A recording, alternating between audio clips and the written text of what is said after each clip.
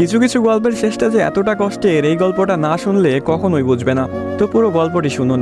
একটি 19 বছর বয়সী মেয়ে তার প্রেমিকের কাছে গিয়ে বলে, আমার 20তম জন্মদিনে তুমি আমাকে কি উপহার দিবে?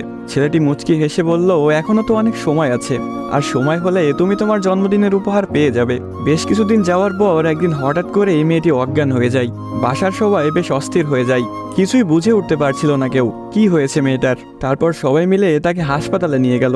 হাসপাতালের ডাক্তার অনেক পরীক্ষা নিরীক্ষা করার পর তার পরিবারকে জানালো, সাদিয়ার হার্টে একটা ছিদ্র ধরা পড়েছে। এখন যদি খুব তাড়াতাড়ি হার্ট পরিবর্তন না করা হয়, তাহলে হয়তো সাদিয়াকে আর বাঁচানো সম্ভব হবে না। সবাই এই কথাটি শুনে কান্নায় ভেঙে পড়ল। সাদিয়ার মা বাবা কিছুতেই মেনে নিতে পারছিল না। সাদিয়ার প্রেমিক সাকিব তার বিষয়ে ডাক্তারের কাছ থেকে সবকিছু শুনে বলল, এ কিছুতেই হতে দিবে না সে।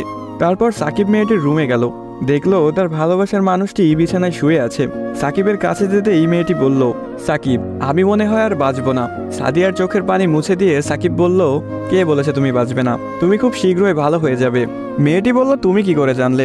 ডাক্তার তো বলেছে আমার হার্টে একটা ছিদ্র ধরা পড়েছে, আর আমাকে বাঁচানো সম্ভব না। ধুর পাগলি, তোমার কিছুই হবে না, দেখো তুমি ভালো হয়ে যাবে। এভাবেই বেশ কিছুদিন যাওয়ার পর সাদিয়া সম্পূর্ণ সুস্থ হয়ে যায় এবং বাসায় ফিরে যায়।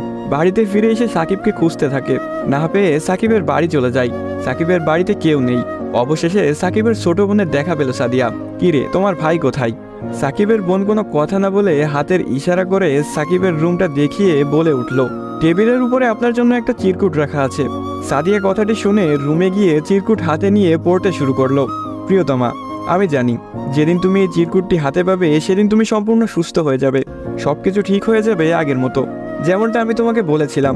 আমি বলেছিলাম না কিছু হবে না, দেখছো তাই হয়েছে। তুমি আমার কাছে 20তম জন্মদিনের উপহার চেয়েছিলে না? অনেক ভেবেছি, কিন্তু তোমাকে কি উপহার দিব ভেবে পাচ্ছিলাম না।